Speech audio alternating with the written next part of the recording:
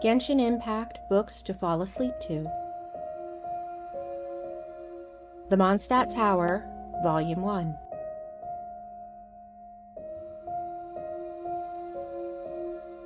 In the time of the aristocrats, there stood a high tower in Mondstadt's plaza. It was built to honor Barbados, the animal archon in name, yet in reality it was nothing more than a flamboyant display of wealth and power by the royals to gloat over the commoners. The one time in the year that the commoners living in these dark times could find a little solace was during Ludi Harpastum.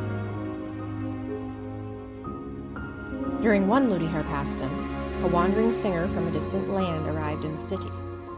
The name of the lass was Ines, and everyone at the festival was enchanted by her stunning beauty.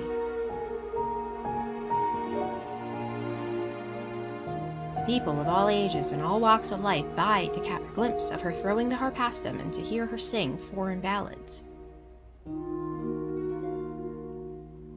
The blessings of Barbados are for everyone. You are only sinful if you are bitter at such a joyous occasion.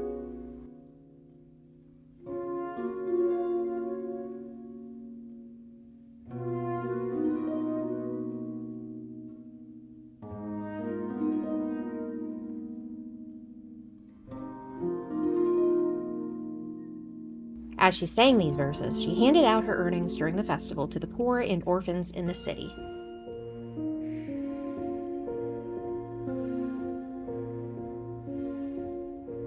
A frail figure stood among the crowds.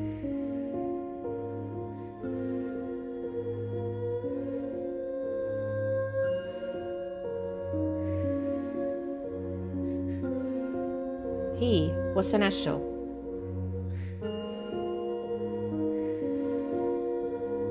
And he fell for her at first sight. But his religious piety filled him with frustration at his inability to suppress the emotions he was experiencing.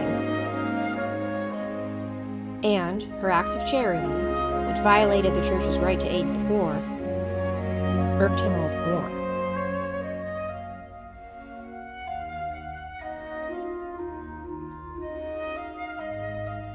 As is known to all, the beliefs of contemporary Mondstatters hold that the animal archon Barbados encourages people to seek love and pursue freedom. But in the Dark Ages, the animal archon slept,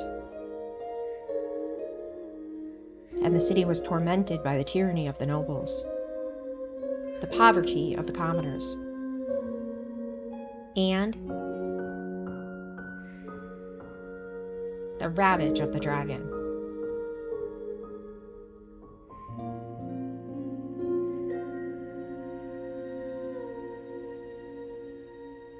Meanwhile, the self-proclaimed Orthodox Church, a mere figurehead controlled by the ruling class, advocated abstinence from earthly pleasures to avert divine punishment.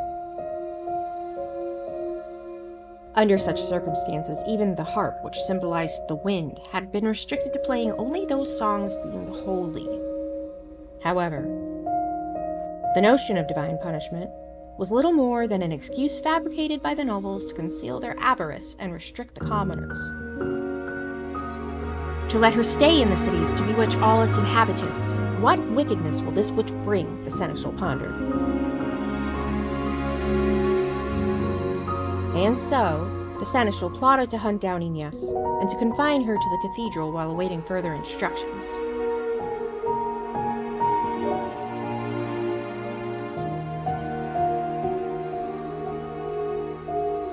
As per the traditions of the time, the maiden chosen to throw the harpastum should serve at the royal court for 3 days after the celebration, under the protection of the aristocrats.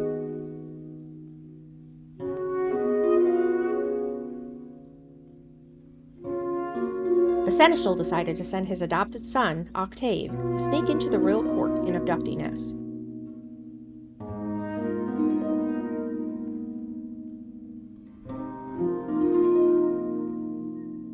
Octave was an unwelcome child.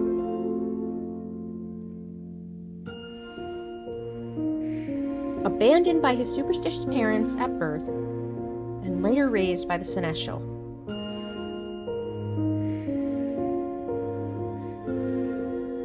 As a child, he was persecuted and abused by the citizens.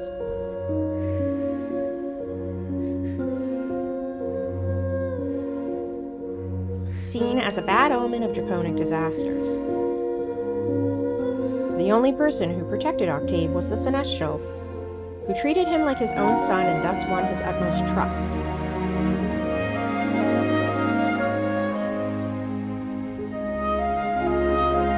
Bring the maiden who threw the Harpastum yesterday to me. Disturb no one. And do not mention my name.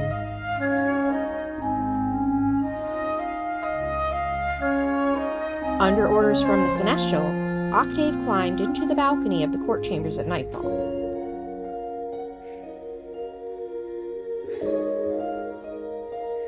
Upon seeing the girl weeping in the moonlight, his pure heart was stirred,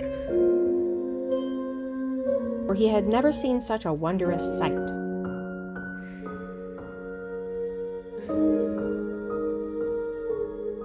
He gazed at the girl, leaving his task forgotten. But the silence of the tranquil moment shared by Octave and the girl was interrupted by the servants.